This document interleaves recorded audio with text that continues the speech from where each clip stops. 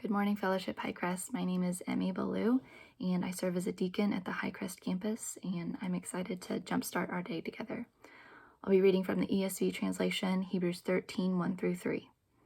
Let brotherly love continue. Do not neglect to show hospitality to strangers, for thereby some have entertained angels unawares. Remember those who are in prison, as though in prison with them, and those who are mistreated, since you also are in the body. Since we only have 3 verses, we'll just speak at each of them one at a time. Verse 1 connotes a sibling-like love, so we can understand it as let brotherly and sisterly love continue. Verse 2, I want to hone in on hospitality, as some of us may be feeling really restricted on how we can show hospitality right now. I like this definition. Hospitality is making space for people to be with us and to become a part of the community, to be who they are and to become more like Christ. So in a lot of groups, there needs to be assimilation before there is belonging, but as the church, we show them belonging, and as God grips their heart, we see assimilation, or what we like to call transformation.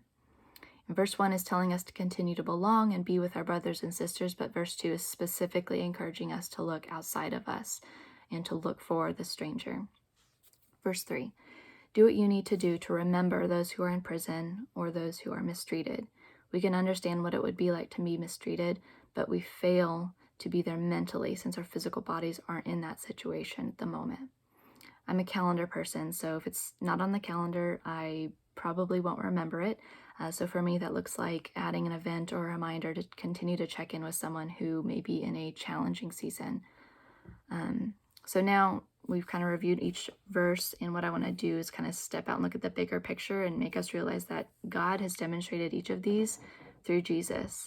Verse 1, Jesus showed us what it was like to show true love.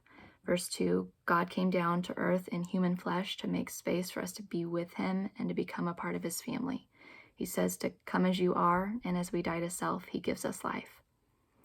3, God remembers us who are in spiritual prison and are mistreated by the sin of the world and each other, and he actually knows what it's like because he was also in a physical body.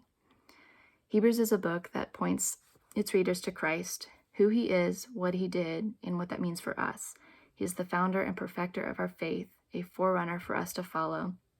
And since he has secured with his blood our place with the Father, we can rest and freely work out of love, not duty or compulsion to earn God's favor. We already have it because of the Son. Now let's act like him, brothers and sisters. Continue to power up, pour in, and spill out.